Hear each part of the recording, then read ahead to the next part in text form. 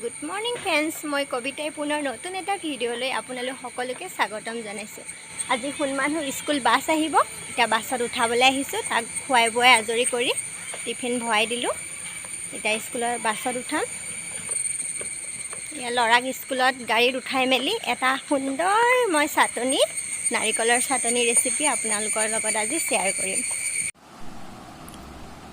আজি মই আপোনালোকৰ মাজলৈ লৈ আহিছোঁ এটা কেৰেলাৰ ষ্টাইলৰ নাৰিকলৰ চাটনি।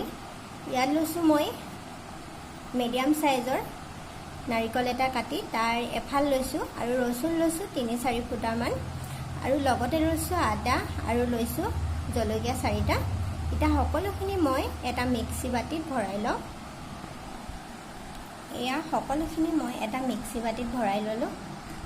তাত দিব আপোনালোকৰ সোৱাদ অনুসৰি নিমখ। এতিয়া এইখিনি মই সকলোখিনি মিক্স কৰি ল'লোঁ। যেতিয়া এটা মিক্সিত মই মিহি কৰি ল'ম এইখিনি। এয়া মই সুন্দৰকৈ এটা পেষ্ট বনাই ল'লোঁ। এতিয়া মই গেছটো জ্বলাই টেৱা এখন পাতি লৈছোঁ।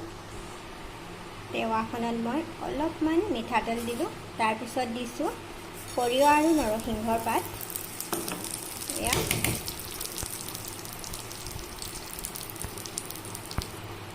সকলোখিনি মই এয়া অলপ ভাজি ল'ম।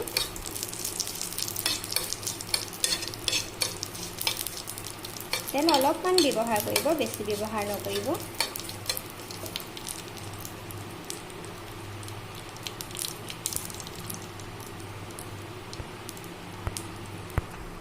এতিয়া মই পেষ্ট বনাই থোৱা নাৰিকলখিনি ইয়াত এয়া বাকি দিছোঁ। বাকি অলপ টাইমৰ কাৰণে মই এয়া ভাজিম। এয়া মই সকলোখিনি একেলগতে মিক্স কৰি ভাজি আছোঁ। অলপ টাইম ভাজিব যাতে বস্তুটো অলপ সিজে।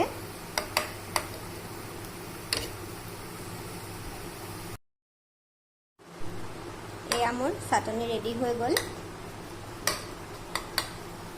এতিয়া মই এটা বাতিলে চাটনিখিনি কাঢ়ি লওঁ। এয়া মই চাটনিখিনি বাতি এটালৈ কাঢ়ি ল'লোঁ।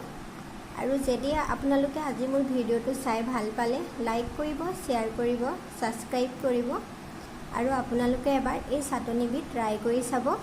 আজিলৈ আহিছোঁ, ধন্যবাদ।